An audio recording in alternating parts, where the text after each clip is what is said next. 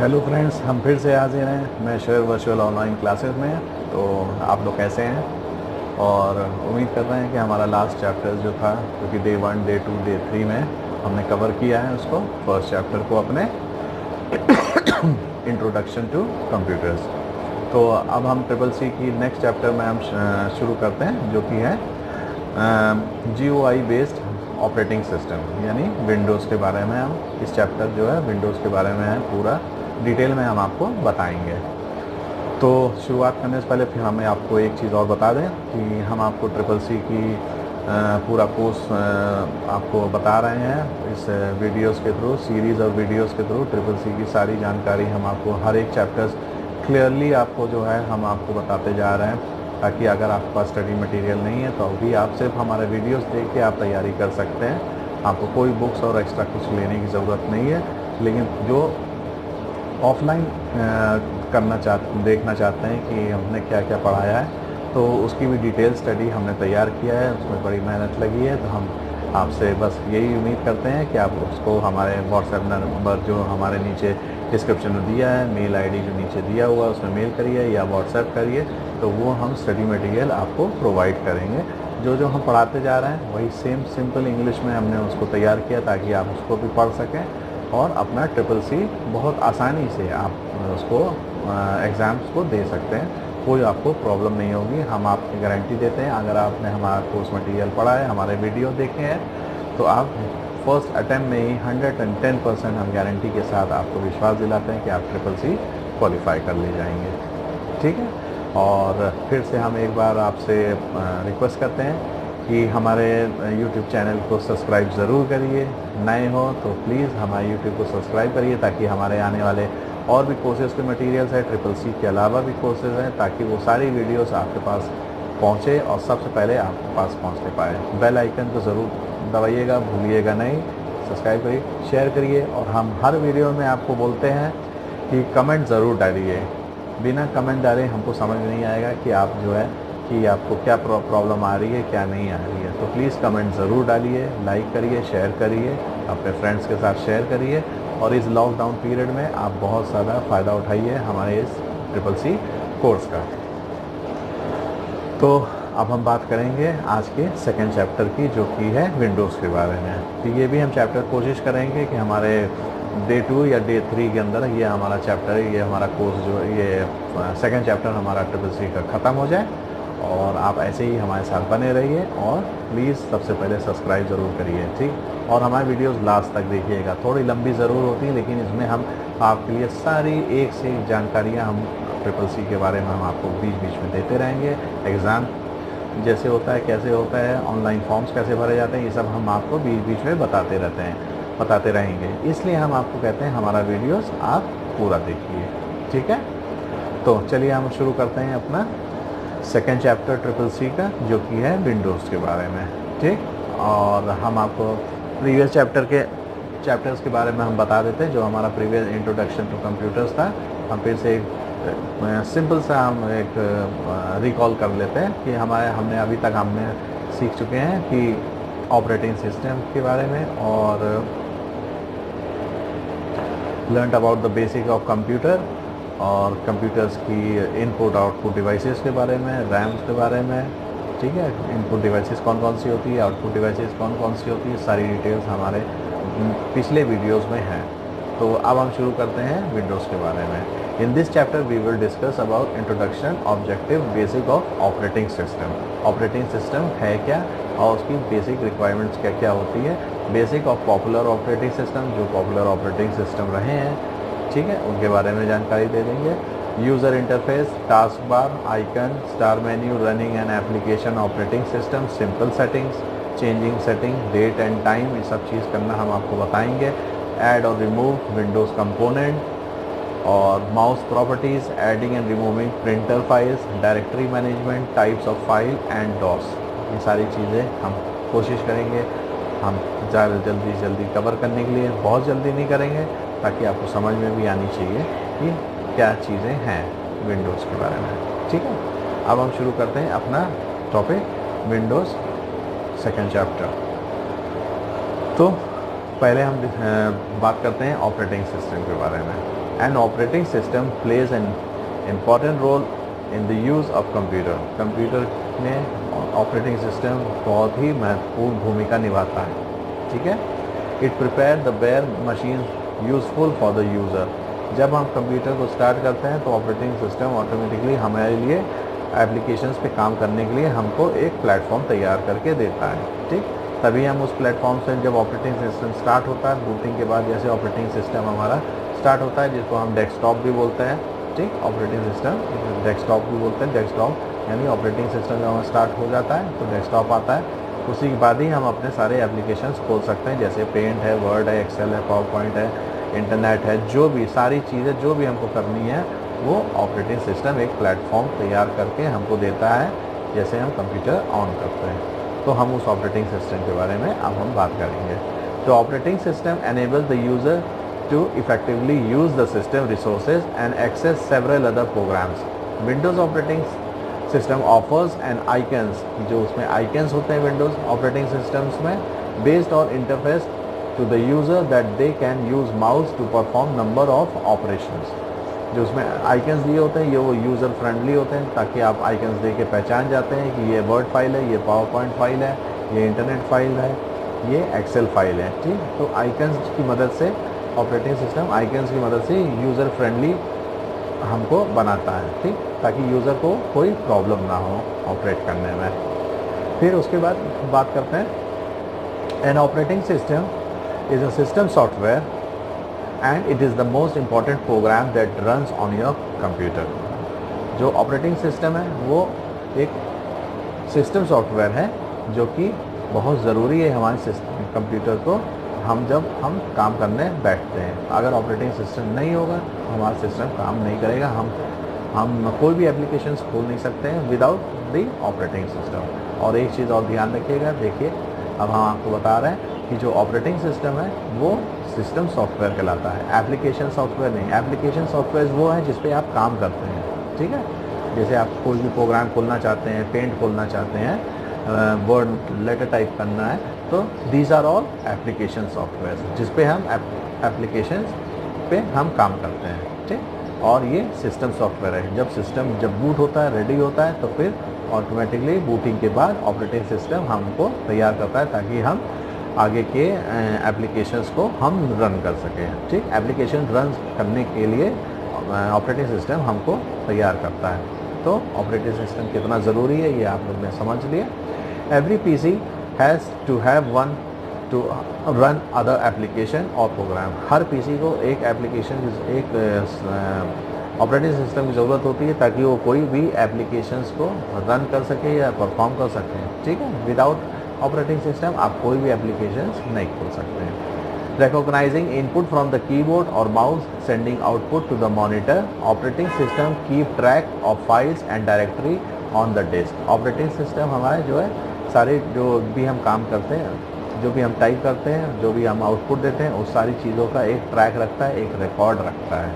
Operating system and controlling a peripheral devices such as disk drives and printer. Operating system जो है हमारा hard disk की भी जानकारी रखता है, जो हार्ड ड्राइव्स हैं, प्रिंटर्स हैं, इनपुट डिवाइसेस हैं, उस सब चीज़ की जानकारी रखता है कि उनके ड्राइवर, जैसे हमने पिछले वीडियोस में बताया था, पिछले चैप्टर्स में बताया था कि ड्राइवर इंस्टॉल है कि नहीं। कोई नया, जब भी आप कोई नया पेरिफेरल या इनपुट डिवाइस या आउटपुट डिवाइस अपने सिस्टम के साथ जोड़ देते हैं तो ऑपरेटिंग सिस्टम चेक करता है कि ये इसका जो ड्राइवर है वो इंस्टॉल है कि नहीं।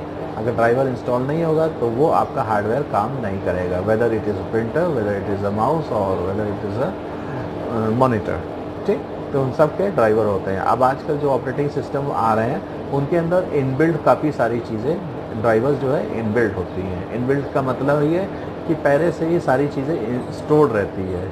जैसे अब आप सिस्टम लेके आते हैं, माउस उसमें कनेक्ट करते हैं तो ऑटोमेटिकली माउस काम करने लगता है। इसलिए ये नहीं कि ड्राइवर की ज़रूरत नहीं है, बल्कि इसलिए क्योंकि अब आजकल जो कंपनीज़ हैं जो बनाती हैं सिस्टम, वो पहले से ही ड्राइवर हमारे जो मदरबोर्ड है जिसमें हमने बताया था बायोस में, उसमें जो है हमारे सारी चीज़ें स्टोर करके रखती है, ठीक है। ऑपरेटिंग सिस्टम जैसे हम लगाते हैं तो ऑपरेटिंग सिस्टम में ही हमारी ड्राइवर्स इंस्टॉल रहते हैं पहले से। हाँ, कुछ अलग सी चीज़ें आप लगाना चाहते हैं तो उसके लिए ड्राइवर्स की ज़रूरत पड़ती है, जैसे कीबोर्ड है, माउस है, ये सब पहले से ऑपरेटिंग सिस्टम में ड्राइवर्स इसके मौजूद रहते हैं। और जब हम प्रिंटर लगाते हैं तो हो सकता है वो प्रिंटर का ड्राइवर नहीं हो, तब वो आपसे ड्राइवर इंस्टॉल करने के लिए पूछेगा।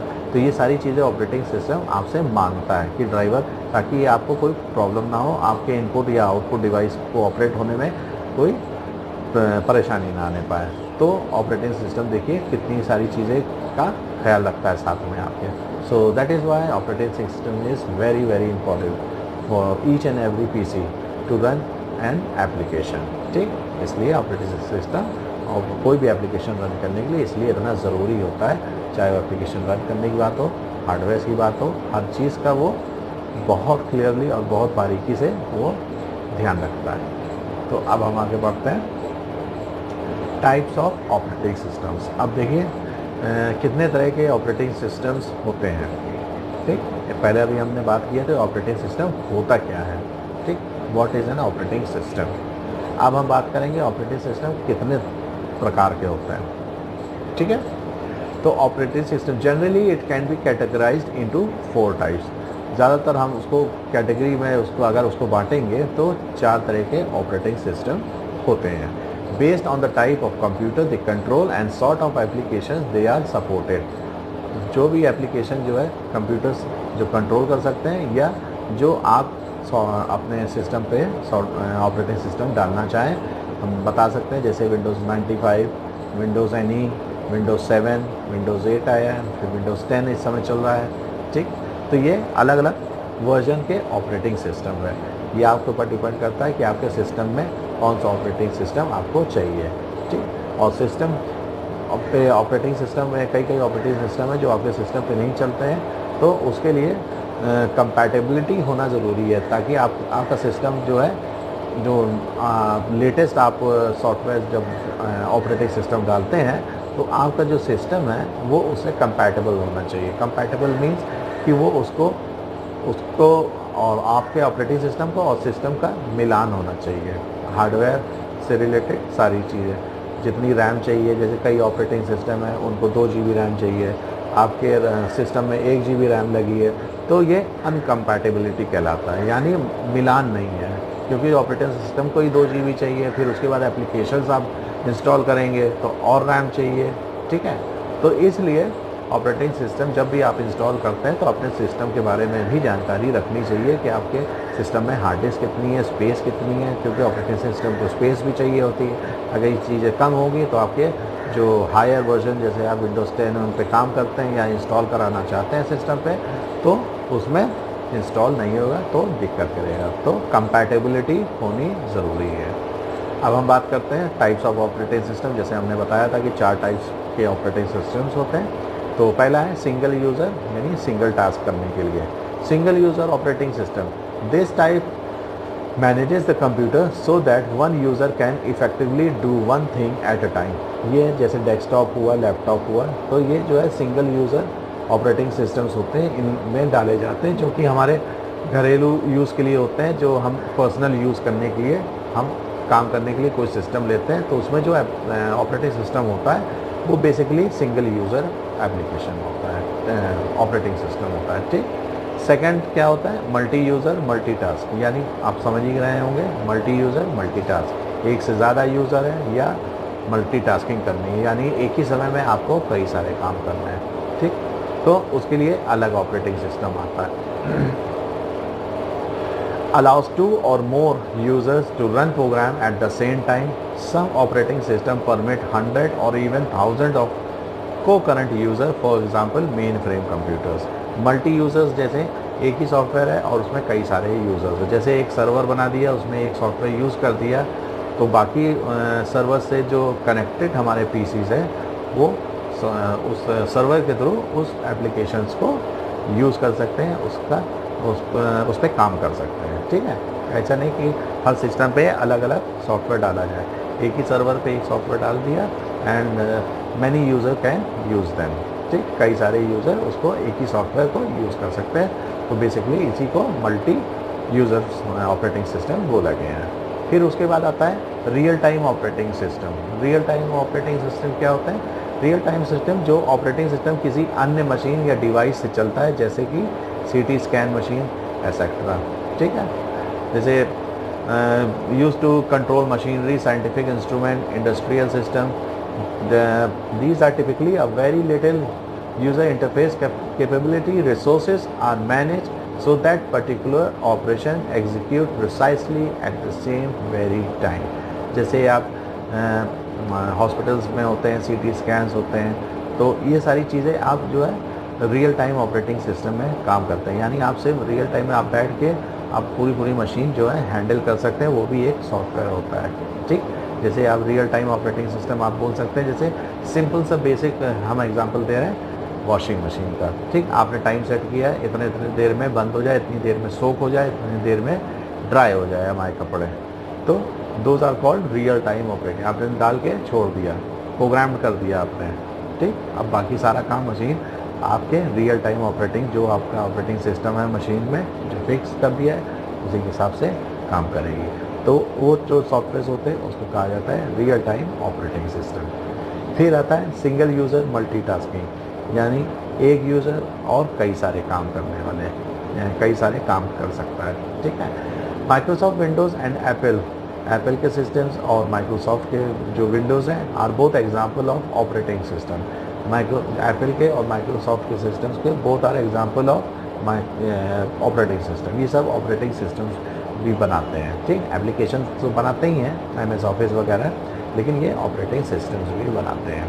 ठीक, both example of operating system that will let the single user have several programs in operation at the same time, ताकि जब भी आप डेस्कटॉप पे बैठते हैं, जैसे हमने प्रीवियस वीडियोस में हम आपको बताया है, सिंगल यूज़र है यानी सिंगल डेस्कटॉप पे आप काम कर रहे हैं, थोड़ी देर आपने काम किया, फिर आपने सोचा थोड़ा सा म्यूज़िक सुनते हैं, तो लगे आप म्यूज़िक भी सुन रहे हैं और आपका लेटर भी खुला हुआ है, वर्ड भी खुला हुआ है, म्यूज़िक भी खुला हुआ है।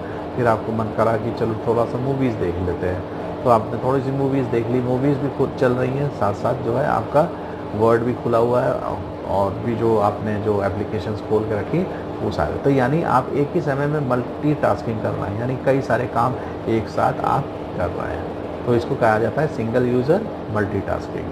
ठीक, अब हम फिर से अपने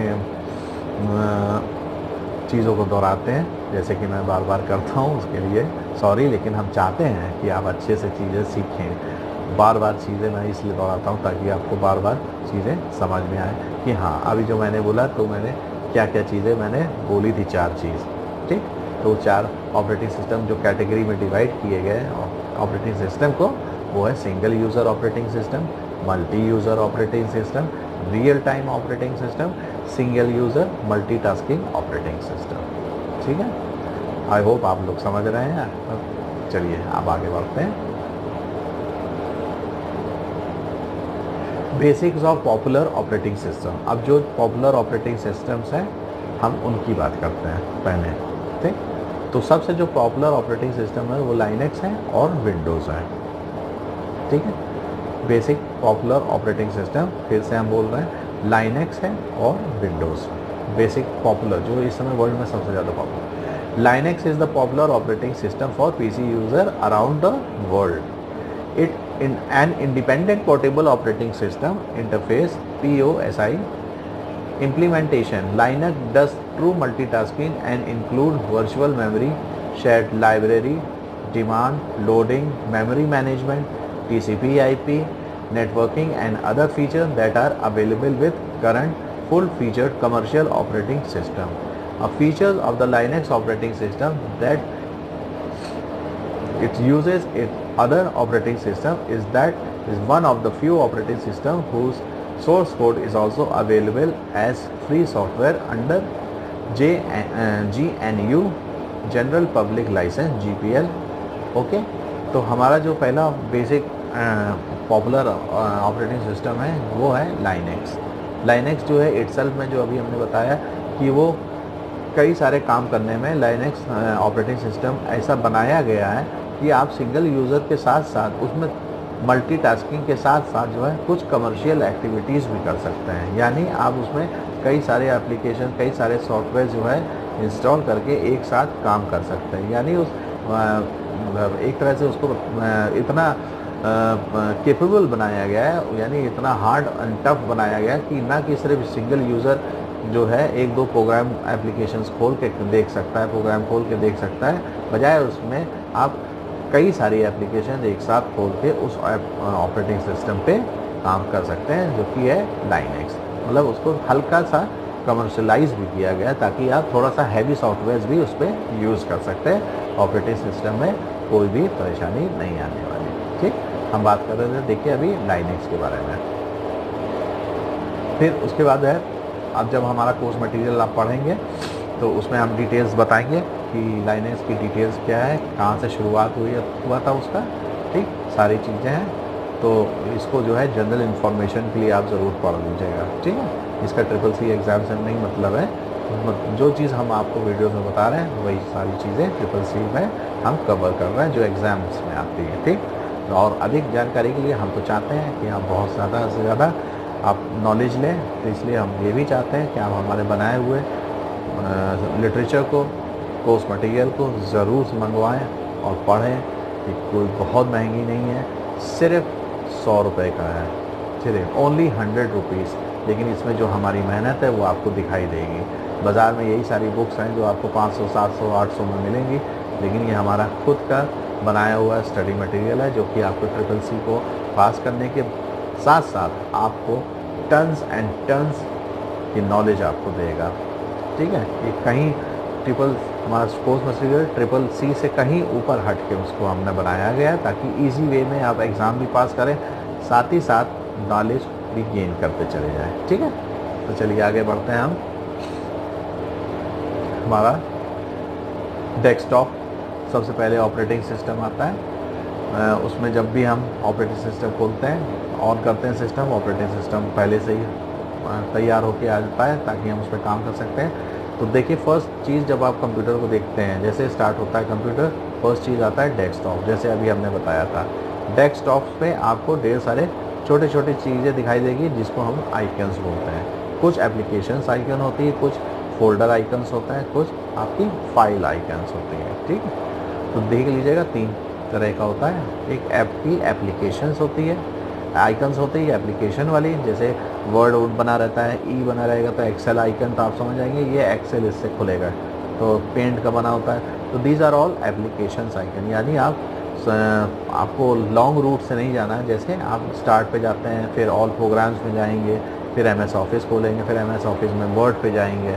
ठीक, आप सीधा डेस्कटॉप पे आइकन दिया हुआ है, आप उस पर डबल क्लिक करिए, आपकी एप्लीकेशन खुल जाती है। तो वो एप्लीकेशंस आइकन्स है, सॉरी। और फिर होती है आपकी फाइल्स की आइकन, जो आपने फाइल बनाई है, कोई भी फाइल आप तैयार करते हैं, Word, Excel, PowerPoint, Corel Draw, कुछ भी, पेज मेकर, कुछ भी आप फाइल बनाते हैं अलग अलग एप्लीकेशन पे, एप्लीकेशन सॉफ्टवेयर पे, तो वो फाइल अगर आप डेस्कटॉप पे सेव कर देते हैं तो वो आपकी प्रोग्राम फाइल बन के प्रोग्राम फाइल बन के आपके डेस्कटॉप पे सेव हो जाती है। ठीक, जो भी नाम देते हैं वो नाम के साथ वो आइकन बना रहता है। और हाँ, ध्यान दीजिए, वो आइकन के साथ उस एप्लीकेशन का लोगो ज़रूर रहता है। ठीक है, जैसे आपने कोई वर्ड की फ़ाइल बनाई, जैसे मान लीजिए मैंने कोई वर्ड की फ़ाइल बनाई, मैंने उसमें लिख दिया सैमी, ठीक, SAMY सैमी, और हमने चूज़ कर दिया लोकेशन, कहाँ लोकेशन डालते हैं कि नहीं, ऊपर देखिएगा, ऊपर लोकेशन। धीरे धीरे हम बताएंगे आपको कि कैसे काम होता है, क्योंकि वर्ड चैप्टर जो है काफ़ी बड़ा है। ठीक, तो जैसे वर्ड पे हम लोकेशन डालते हैं, तो हमने लोकेशन डाल दिया डेस्कटॉप, तो डेस्कटॉप पे डाल के हमने जब सेव करेंगे, तो हम जब आप डेस्कटॉप पे जाएंगे, डेस्कटॉप पे देखेंगे, तो आपका सैमी नाम का एक प्रोग्राम फाइल बना होगा, फाइल आइकन। ठीक, अब वो फाइल आइकन हम कैसे पहचानेंगे, उसके आइकन को देख के, क्योंकि वर्ड का ही एक आइकन जो है उसके साथ में अटैच हो जाता है, एम्बेड हो जाता है, तो आप उस एम्बेडेड आइकन से पहचान जाते हैं कि ये फाइल आइकन इस सॉफ्टवेयर का है। ठीक, वर्ड का है। होगा तो आप समझ जाएंगे ये एक्सेल फाइल है। ठीक, PPT फाइल, पावरपॉइंट फाइल होगी तो आप समझ जाएंगे ये पावरपॉइंट की है। पेंट की होगी पेंट, कोरल ड्रॉ की होगी कोरल ड्रॉ। इससे ये आपको पहचानने में आसानी होती है। यूज़र फ्रेंडली ऑपरेटिंग सिस्टम्स होते हैं ये, ठीक, जो कि आपको परेशानी नहीं होती किसी चीज़ में। तो सबसे पहले आता है desktop. In desktop like MS Windows, you can see the following icons, कुछ कुछ चीज़ें आप आइकन्स में जा देख सकते हैं। This contains all volumes desk mounted on the computer. फिर उसके बाद हमारा जो है आइकन्स होता है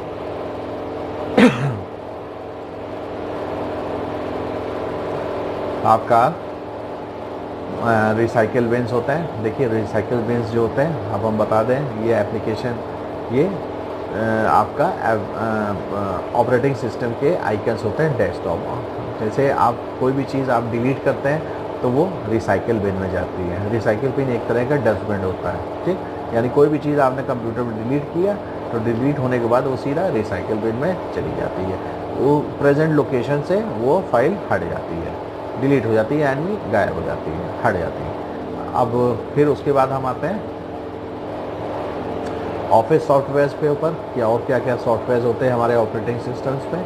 तो हमारे ऑपरेटिंग सॉफ्टवेयर्स में होता है MS ऑफिस होता है, जिसमें वर्ड, एक्सेल, पावरपॉइंट, एक्सेस, काफ़ी चीज़ें होती हैं जो एक बंडल्ड होता है पूरा। तो MS ऑफिस का पूरा एक बंडल होता है। MS ऑफिस का नाम, इस सॉफ्टवेयर को MS ऑफिस का नाम क्यों दिया गया है? MS ऑफिस का नाम इसलिए दिया गया है क्योंकि जब आप ऑफिस में काम करते हैं या घर में ऑफिस का काम करते हैं तो ऑफिस से रिलेटेड जो चीज़ों की ज़रूरत पड़ती है, आपको ध्यान रखिएगा, ऑफिस से रिलेटेड आपको जो चीज़ों की ज़रूरत पड़ती है उस बंडल के अंदर, MS ऑफिस सॉफ्टवेयर बंडल के अंदर वो सारे एप्लीकेशन सॉफ्टवेयर मौजूद रहते हैं, ठीक। जैसे आपको कोई डेटाबेस बनाना है तो MS एक्सेस है, कोई लेटर टाइप करना है, कुछ बुक टाइप करनी है, वर्ड है, कुछ अकाउंट्स का काम करना है ऑफिस का ही, तो उसके लिए एक्सेल है। और अगर आपको अपनी कंपनी के बारे में या ऑफिस के बारे में कुछ किसी को प्रेजेंटेशन देना है कि कैसे कैसे हमारी कंपनी वर्क करती है, तो उसके लिए पावरपॉइंट है। तो ऑफिस से रिलेटेड जितनी भी आपकी जो डिमांड है, जो आपको यूज़ में आने वाली चीज़ें होती है, वो ऑफिस बंडल में इंक्लूड रहती है, ऑफिस सॉफ्टवेयर में, ठीक। तो ऑफिस सॉफ्टवेयर में भी सारी चीज़ें होती है, word processing, Word, Excel, PowerPoint, ये सब हम आगे डिटेल लेसन में आगे सीखेंगे। ये सब के चैप्टर अलग अलग हैं, ठीक है। तो ये हो गया। फिर उसके बाद आता है विंडोज़ के बारे में हम बात कर रहे थे। Operating system relating to Windows family are based on graphic user interface, ठीक है। पहले जो हमारा आता था ऑपरेटिंग सिस्टम, वो था ग्राफिक यूज़र इंटरफेस नहीं था, वो था कैरेक्टर यूज़र इंटरफेस, CUI, ठीक। बहुत पहले, आज से कम 25-30 साल पहले जब आप सिस्टम लेते थे तो उसमें जब भी आप बूट करते थे, सिस्टम ऑन करते थे, तो ध्यान रखते होंगे कमांड प्रॉम्प्ट में जैसे जाते हैं तो सी लिखा रहता है, ब्लैक स्क्रीन रहती है, उसमें C और कोलन और स्लैश लगा रहता था, आपको टाइप करना पड़ता था, ठीक।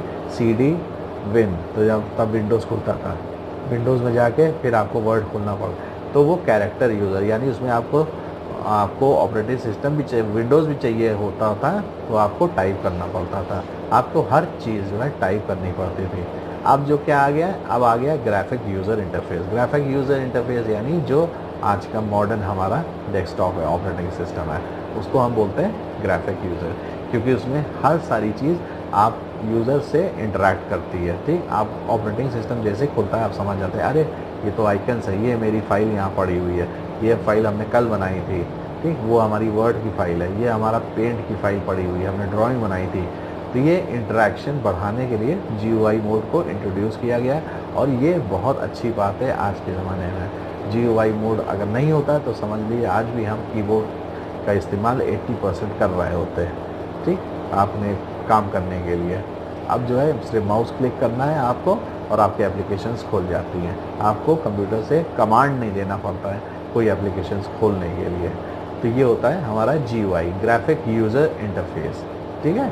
जब C प्रॉम्प्ट आता था पहले ज़माने में, 25-30 साल पहले, 20 साल पहले कंप्यूटर, तो वो होता था CUI, कैरेक्टर यूज़र इंटरफेस, ठीक, जिसको हम DOS भी बोलते हैं, डेस्क ऑपरेटिंग सिस्टम, ठीक। तो वो कैरेक्टर ऑपरेटिंग सिस्टम होते थे वो सब, ठीक, CUI। अब आज के ज़माने में GUI। फिर उसके बाद डेस्कटॉप्स आए हैं, फिर उसके बाद हमारे कौन से विंडोज़ जो हमारे ग्राफिक यूज़र इंटरफेस से इंटरेक्ट करते हैं, वो है हमारे Windows 9X, Windows 95, Windows 98, Windows ME, Windows 95 SE, फिर उसके बाद 98, फिर उसके बाद 9 XP, फिर उसके बाद हमारा XP हमारा लॉन्च हुआ था 2001 में। चलिए हम XP के बारे में थोड़ी सी जानकारी आपको दे देते हैं, क्योंकि ये 1-2 साल पहले ही आया था क्वेश्चन ये CCC में कि विंडोज़ XP जो है कब जो है लॉन्च हुआ था। तो ध्यान रखिएगा, विंडोज़ XP 2001 में आया था इसका इम्प्रूव वर्जन ऑफ विंडोज़। ये 32 बिट ऑपरेटिंग सिस्टम था। It is quite popular on personal computer and laptops में ये क्वाइट पॉपुलर हुआ था। बहुत अच्छा जो है इसका माना गया था, रिस्पांस बहुत अच्छा आया था, क्योंकि लोगों के लिए ये नया था और यूज़र इंटरफेस ऑपरेटिंग सिस्टम, तो लोगों ने इसको बहुत पसंद किया था। It is quite stable product and been continuously use till date. कई लोग जो है आज भी इस 95 का प्रोडक्ट को आज भी यूज़ करते हैं। ठीक, हालांकि अब जो है विंडोज़ 10 और ये सब आ गए हैं, बहुत लेटेस्ट वर्जन है, काफ़ी सारी चीज़ें उसमें है इनबिल्ट है कि उसके मुकाबले तो बहुत हायर वर्जन है विंडोज़ 10। ठीक, लेकिन आज भी मतलब जो पुराने लोग हैं जो उससे अटैच्ड है, जो कि उनकी फिंगर्स उस पर ज़्यादा अच्छी चलती हैं, उनके माउस उनको पता है ये आइकन्स कहाँ पे स्टोर होता है, कहाँ पे क्या है, तो उस पर ज़्यादा अच्छे से काम करते हैं और वो आज भी काम करते हैं उस पर। तो इसलिए बताया गया है कि इतना पॉपुलर है कि कई जगह आज भी लोग यूज़ करते हैं इसको। अब हम आएंगे, we will discuss the feature of Windows XP। XP के फीचर्स को थोड़ा सा हम डिस्कस करेंगे।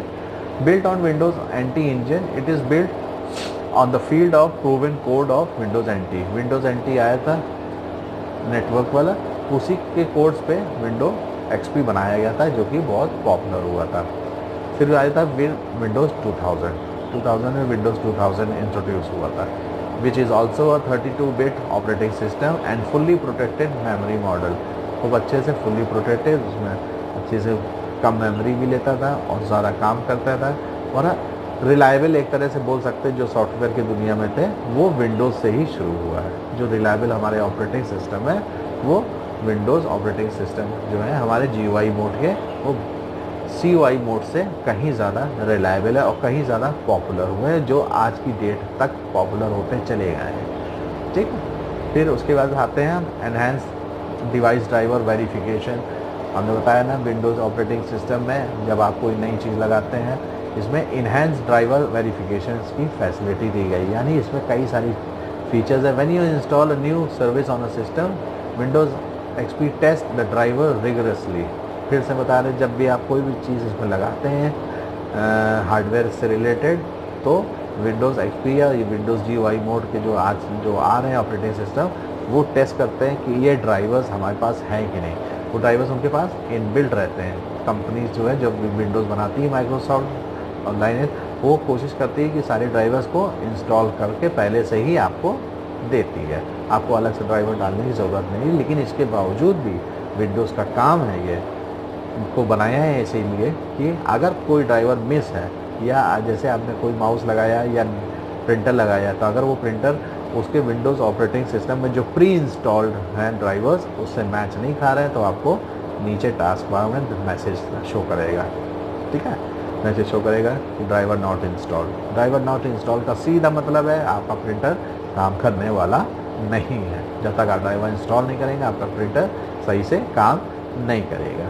तो प्लीज़ इस चीज़ का ध्यान रखिएगा कि विंडोज़ ऑपरेटिंग सिस्टम में enhance driver device driver verifications होते हैं। ठीक, ताकि वो चेक कर सके, अगर उनके पास है तो कोई मैसेज नहीं आता, आपका जो भी आपके हार्डवेयर पेरिफेरल्स हैं और सॉफ्टवेयर हार्डवेयर डिवाइसेस हैं, वो सब अपने आप काम करने लगते हैं। ठीक, अब हम आते हैं Windows file protection mechanism. Windows operating system में this feature protects core file systems from being overwritten by the installation application. If a file is overwritten, window file protection feature will restore and correct the version of the file. अगर कोई भी file आप मतलब उसमें जो है file आप बनाते हैं, तो ये फाइल को आप विंडोज़ ऑपरेटिंग सिस्टम आपको फैसिलिटी देता है कि उस फाइल को आप प्रोटेक्ट कर सकते हैं। ठीक है, अगर उस फाइल को आपने एनेबल कर दिया, फाइल प्रोटेक्शन को एनेबल करते हैं, तो विंडोज़ ऑपरेटिंग सिस्टम वो फाइल्स जो है कहीं भी कुछ भी किसी को ऑपरेट करने नहीं देगा जब तक वो सेम यूज़र ना आ जाता है। ठीक, फिर आता है प्रिमिटिव मल्टीटास्किंग आर्किटेक्चर है, इसको भी आप ये भी अच्छी फीचर्स है। Due to this feature multitasking mechanism has been improved. इस प्रिमिटिव मल्टीटास्किंग आर्किटेक्चर इसमें यूज़ किया गया है ताकि इसमें और ज़्यादा ग्राफिक एनहांस किया गया ताकि और अच्छे से उसमें जो ग्राफिक्स है आप उसका आनंद उठा पाएँ, ठीक है। फिर उसके बाद scalable memory and processor support, provision protection mechanism, smart card support है, यानी स्मार्ट कार्ड उसमें सपोर्ट कर सकते हैं। फायरवॉल इन्हांसमेंट है। फायरवॉल आप जानते हैं, फायरवॉल एक ऐसी चीज़ होती है जब भी आप नेट पे रहते हैं तो आप आज के दुनिया में इतने सारे हैकर्स हैं वर्ल्ड में, हर जगह फैले हुए हैं, तो उन हैकर्स को से बचाने के लिए वो हैकर्स क्या होते हैं, वो आपके सिस्टम में प्रवेश कर जाते हैं। अगर फायरवॉल नहीं रहेगा तो वो आपके सिस्टम में प्रवेश कर जाएंगे, आपको पता भी नहीं चलेगा और आपसे डेस्कटॉप में आपके हार्ड डिस्क तक में घुस जाएंगे और आपसे जो भी चीज़ें आपके सिस्टम में स्टोर है, चाहे वो डॉक्यूमेंट्स हो, आपके इंपॉर्टेंट डॉक्यूमेंट्स हो गए, प्राइवेट डॉक्यूमेंट्स, प्राइवेट फ़ोटोज़ हैं, प्राइवेट वीडियोज़ हैं, वो सब जो है वो कॉपी कर सकते हैं या अगर वो नुकसान पहुंचाना चाहें तो उन चीज़ों को डिलीट भी कर सकते हैं। तो अनऑथराइज्ड यूज़र इंटरनेट के द्वारा हमारे सिस्टम पे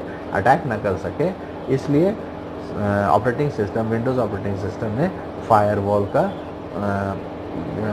एक वर्जन जो है फायरवॉल एनहांस किया गया है ताकि सारी चीज़ें आपको आपकी सेव रह सके, चाहे डॉक्यूमेंट्स हो, पिक्चर हो, मूवीज़ हो, सॉन्ग्स हो, कुछ भी हो, मतलब आपका डॉक्यूमेंट एकदम सेफ रहे when you are using internet. और इंटरनेट यूज़ करते समय आपको तो पहले ही पता है सिंपल कि आपको बहुत सतर्क रहना है, बहुत सावधान रहना है। उस पर कोई भी लेटर्स आते हैं, कोई भी ईमेल्स आते हैं, अगर आप जानते हैं कि ये ईमेल हमारे कोई जान पहचान वाले का नहीं, किसी फ्रेंड का नहीं है, कोई फैमिली रिलेशन का नहीं, तो प्लीज़ उसको खोलें ना, उसको सीधा ट्रैश में डाल दें या सिंपल डिलीट कर दें उसको खोलें ना।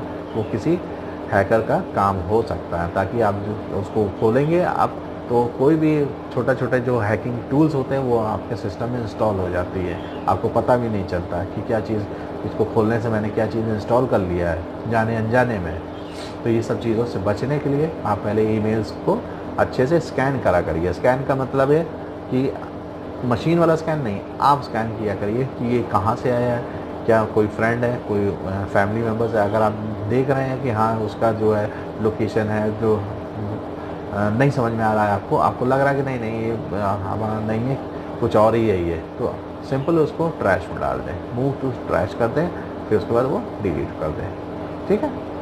अब हम आते हैं, तो ये हमारा हो गया था firewall. Firewall is very important, ये जो है इसको ध्यान रखिएगा, इसको पढ़िएगा भी और हमारी वीडियोस को बार बार देखिएगा जो मैंने अभी बोला है, ताकि आपको समझ में आए। फायरवॉल के क्वेश्चन ज़रूर आते हैं, ठीक है। धीरे धीरे हम बताते रहेंगे क्या क्या क्वेश्चंस रहते हैं, जैसे जैसे हमारा कोर्स आगे बढ़ेगा हम आपको बताते रहेंगे क्या क्या क्वेश्चंस इंपॉर्टेंट हैं। और हम जो है लास्ट में जो हमारा स्टडी मटेरियल है उसमें तो क्वेश्चंस हैं ही, जो लेटेस्ट सिलेबस है वो भी है, साथ में सारे क्वेश्चंस हैं, उसके आंसर्स हैं, सबको डिटेल, पूरा डिटेल उस स्टडी मटेरियल में है। तो प्लीज़ उसको ज़रूर ख़रीदें, ज़रूर बाय करें। आज के ज़माने में 100 रुपये कुछ नहीं, 100 रुपीज़ कुछ नहीं होता है। आप खुद देखेंगे कि उसमें कितनी मेहनत लगी है उसको बनाने में, ठीक, ताकि उसको ईज़िली आप ले सकें और ईज़िली आप उसको पढ़ सकें। और सिंपल इंग्लिश में लिखी गई है और सारे टॉपिक को डिटेल कवर किया गया है। कोशिश हमारी यही है कि वही सारी चीज़ें जो हमने मटेरियल में कवर किया हम आपको वीडियो में भी कवर करें, ठीक है। चलिए अब हम आगे बढ़ते हैं। वर्किंग विद मल्टीपल विंडोज़, हम जो है मल्टीपल विंडोज़ के थ्रू हम काम कर सकते हैं, ठीक है। जैसे आपका डेस्कटॉप है, आप खुल गया तो अब हम उस पर कई सारे विंडोज़ जो है खोल सकते हैं, कई सारे एप्लीकेशन के विंडोज़ खोल सकते हैं, एप्लीकेशंस के विंडोज़ खोल सकते हैं। यानी आप लेटर भी टाइप कर रहे हैं, आपने एक्सेल भी की फाइल खोली हुई है, आपने पावर पॉइंट की भी फाइल खोली है, आपने कोरल ड्रॉ की भी फाइल खोली, आपने पेज मेकर की भी फाइल खोली है, 6-7 फाइल्स आप एक साथ खोले हैं, तो उसके जो विंडोज़ है वो एक ही ऑपरेटिंग सिस्टम में नीचे टास्क बार में मिनिमाइज़ होके नीचे आपको शो करते रहते हैं। सिर्फ आपको क्लिक करना है, वो फाइल खुल गई, सिर्फ आपको क्लिक करना है जिस पर आप वो काम कर रहे थे, फिर से वही चीज़ खुल गई, ठीक है। आपको बार बार ओपन करने की ज़रूरत नहीं, मल्टीपल विंडोज़ एक ही टाइम पे आप खोल सकते हैं। तो ये सबसे अच्छी फीचर दिया गया है विंडोज़ में। It minimise all the open Windows, ये सारी विंडोज़ ऑटोमेटिकली मिनिमाइज भी हो जाती है सिंपल आपके डेस्कटॉप में। हम कोशिश करेंगे 1-2 दिन में, क्योंकि लॉकडाउन का समय चल रहा है, तो अगर हमारे पास कोशिश रही तो हम कहीं से प्रोजेक्टर से फिर हम आपकी क्लासेस लेंगे, फिर हम आपको पूरा करके दिखाएंगे कहाँ क्या चीज़ें होती हैं, ठीक है। तो आपको बिल्कुल घबराने की ज़रूरत नहीं, हम पूरी डिटेल देंगे आपको। जब प्रोजेक्टर की बारी आएगी तो हम पूरी क्लास लेंगे प्रोजेक्टर से, ठीक है। फिर उसके बाद आता है स्विच बिटवीन रनिंग प्रोग्राम्स। जैसे हमने बताया ना कि ये करना है तो उस पर क्लिक कर दीजिए टास्क बार पे, तो वो खुल जाएगा। और पावर पॉइंट पे काम करना है तो नीचे आपने पावर पॉइंट पे काम कर ही रहे थे, लेकिन आपने मिनिमाइज़ करके रखा हुआ था, आप फिर से उसको खोलेंगे तो वहीं पे जहाँ पे आप काम करना आपने बंद किया था, आप वहीं से ही आप शुरू कर सकते हैं, ठीक। तो ये जो होता है स्विचिंग, यानी एक सॉफ्टवेयर से दूसरे सॉफ्टवेयर पे स्विच करना, सारी चीज़ें एक साथ खोल के रखना, ठीक है। फिर उसको स्विच करना है कि अब ये करना है, अब ये करना है, अब ये करना है, सारी चीज़ें सेम टाइम पे सारी चीज़ें आपकी हो रही हैं साथ ही साथ। अब हम आते हैं to change the size of the window.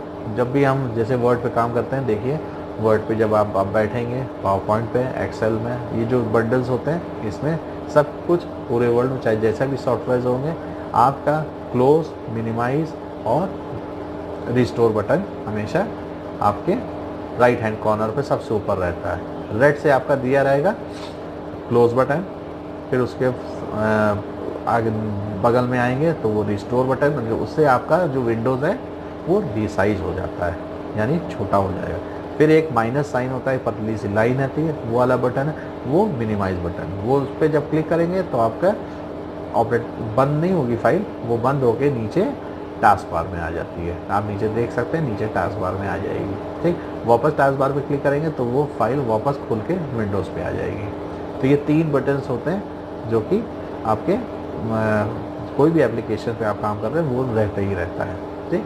तो इसको कहते हैं change the size of the window. आप अपने विंडोज़ की साइज़ चेंज कर सकते हैं, बीच वाले बटन से रिस्टोर कर देंगे तो वो छोटा साइज़ हो जाएगा। फिर माउस क्लिक करके हम आपको बताएंगे सारी डिटेल्स, माउस से क्लिक करके उसकी साइज़ चेंज कर सकते हैं विंडोज़ की, ठीक। फुल साइज़ चाहिए तो उसको आप फुल पे करेंगे तो वो फुल साइज़ आपकी विंडोज़ आ जाएगी डेस्कटॉप पे, ठीक। अब हम आते हैं discuss here the features of Windows XP professional, ठीक है। अब विंडोज़ एक्सपी के कुछ फीचर्स हैं, ये भी आप जान लीजिए। You will find that it is easier and simpler interface. Single click on the start button. Start button पर सिर्फ आप क्लिक करना है। विंडोज़ वाले पुराने वर्जन में देखिए लिखे रहते हैं स्टार्ट, एक्सपी है या जो भी आपके उससे प्रीवियस वर्जन्स हैं, देखिएगा एक स्टार्ट बटन आपके लेफ्ट हैंड साइड के कॉर्नर में एकदम यहाँ पे लेफ्ट हैंड साइड पे लिखा रहता है स्टार्ट। लेकिन जब आप उसके हायर वर्जन्स पे आते हैं, जैसे आप विंडोज़ 7 पे आ गए, विंडोज़ 8, विंडोज़ 10 पे आ जाते हैं, तो वो स्टार्ट बटन नहीं रहता है, एक गोल सर्कल रहता है, ठीक है। सेम जगह पे जहाँ स्टार्ट लिखा है वहीं पे एक सर्कल रहता है जो कि स्टार्ट को डोनेट करता है। डोनेट यानी आप स्टार्ट हटा के आपको बता दिया गया कि यहाँ से आपका स्टार्ट बटन का काम है ये, ठीक। वो स्टार्ट बटन को रिप्लेस कर दिया गया है, तो काफ़ी अच्छा फीचर्स है, देखने में भी अच्छा लगता है। स्टार्ट बटन भी अच्छा था, ऐसा नहीं खराब था, तो दोनों फीचर्स अपने में समय में बहुत अच्छी है, चल रहा है, ठीक है। फिर task bar helps you to switching between programs. हमने बताया ना टास्क बार जो है आपके प्रोग्राम्स को स्विच करने में बहुत हेल्प करते हैं, ठीक। हमने बताया ना 3-4 चीज़ आपने खोल के रखी है तो सब टास्क बार में है, तो जो टास्क बार में जो आपने खोली हुई है वो हाईलाइटेड रहता है, तो आप और बाकी वाली हाईलाइटेड नहीं रहेगा, वो सिर्फ ऐसे ही नॉर्मल लिखा रहता है, ठीक। तो अगर आप उस पर क्लिक करेंगे तो आप जो पहले पे काम कर रहे थे वो हट के जिस पे आपने क्लिक किया वो हाईलाइटेड हो जाएगा वो प्रोग्राम, ठीक। तो इस टाइप से टास्क बार में आप काफ़ी चीज़ें जो है स्विच कर सकते हैं। स्विचिंग का काम टास्क बार में बहुत अच्छे से होता है। तो विंडोज़ सॉफ्टवेयर में ये टास्क बार दिया है, इसीलिए गया है ताकि आप मल्टीपल विंडोज़ पे एक साथ बैठ एक ही समय में बैठ के काम कर सकें, ठीक है।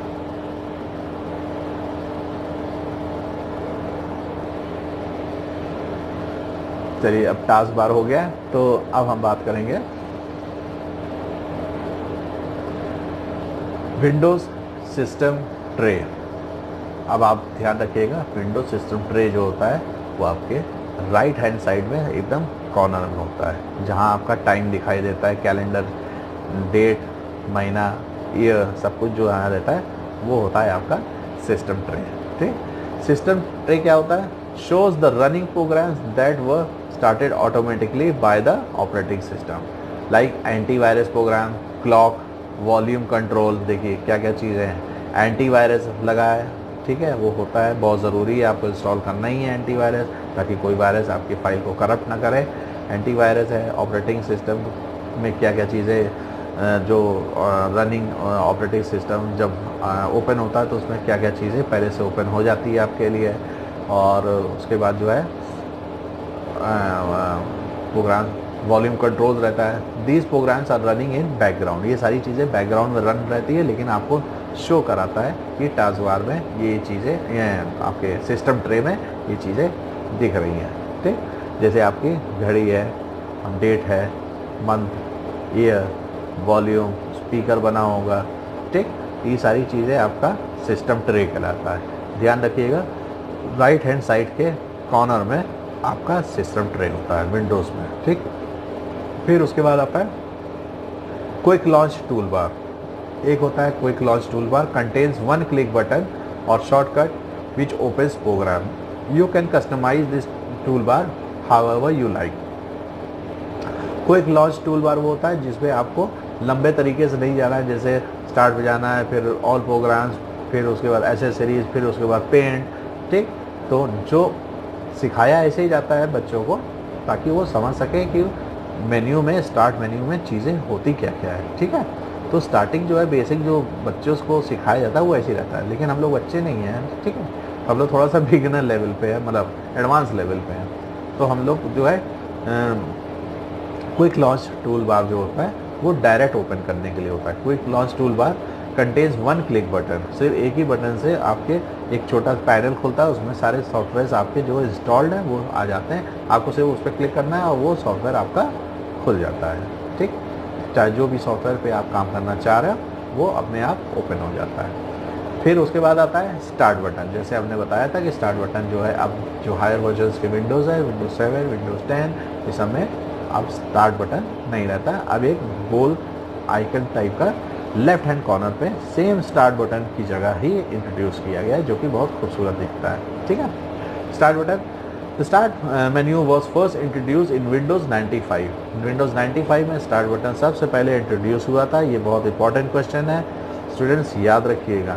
Windows 95 स्टार्ट बटन कब कौन से विंडोज़ में इंट्रोड्यूस हुआ था? आपको ऑप्शंस आते हैं, Windows NE, Windows ME, Windows 2000 और विंडोज़ 95। तो ध्यान रखिएगा, विंडोज़ 95 में स्टार्ट बटन इंट्रोड्यूस हुआ था। ठीक है, तो ये मल्टीपल क्वेश्चंस में ज़रूर आता है, इसको ज़रूर से ध्यान रखिएगा। Start menu was first introduce in Windows 95, being comparable in some respect this button is use for running the application. इस बटन को यूज़ करा गया था ताकि हमारे एप्लीकेशंस को रन करने के लिए। स्टार्ट बटन पे जाते थे, फिर ऑल प्रोग्राम्स पे जाते थे। हमारा पहले जो विंडोज़ 95 था वो उसमें प्रोग्राम्स ऐसे ही खुलते थे स्टेप बाय स्टेप। ठीक है, तो फिर उसके बाद running on the keyboard window key is use to start the application. जब आपकी कीबोर्ड है उसमें भी एक विंडो की बनी रहती है, देखिएगा एक विंडोज़ की बनी रहती है, अगर आप उसको भी दबाते हैं तो भी स्टार्ट मेन्यू खुल जाता है। ठीक है, ट्राई करिएगा।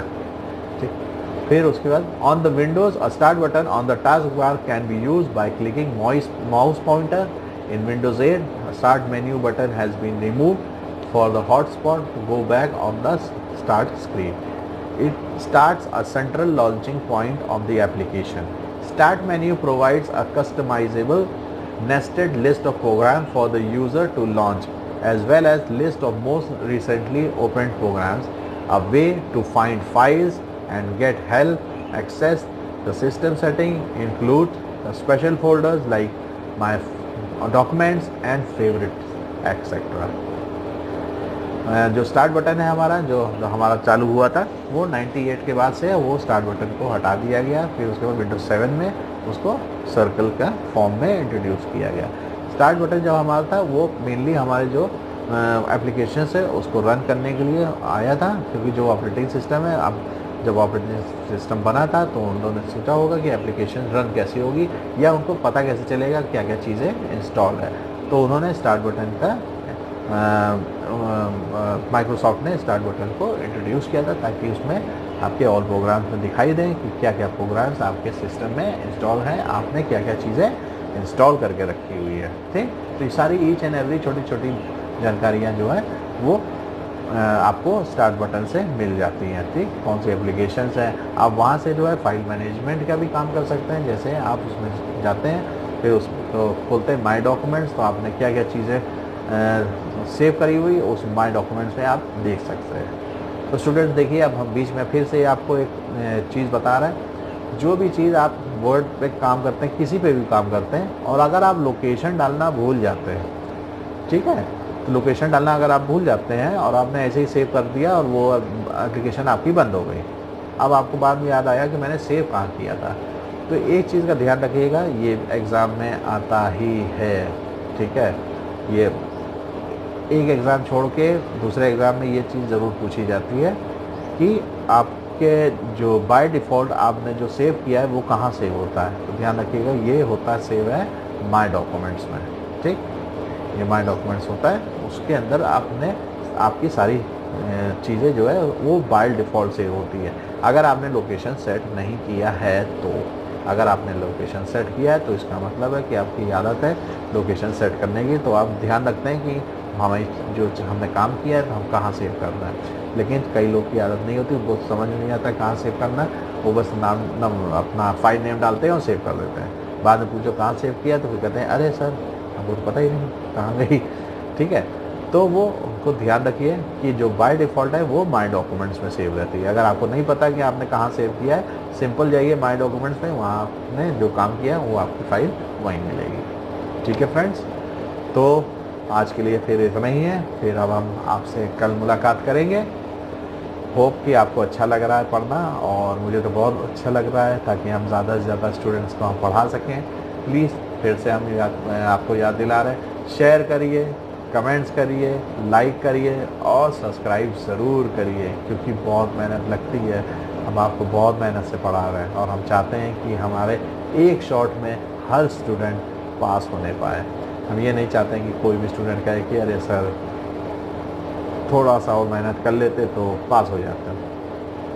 हम बिल्कुल नहीं चाहते हैं कि हमारे स्टूडेंट्स ये बात करें। वो हम चाहते हैं कि जब वो आएँ और वो जब देखें और वो कहेंगे कि सर हम पास हो गए, आपने जो पढ़ाया हम बस वही पढ़े थे, आपके मटेरियल्स हमने पढ़ा, बस हम पास हो गए। ठीक, बहुत सारे चैनल्स है, ये है वो है, 3 दिन में सीखें, 80% गारंटी, 100% गारंटी। हम कोई गारंटी नहीं देते हैं, हम बस अपनी गारंटी देते हैं कि आप सिर्फ हमारा मटेरियल पढ़िए, मंगाइए, हमारे वीडियोस देखिए, लाइक करिए, शेयर करिए, कमेंट्स करिए और बार बार देखिए।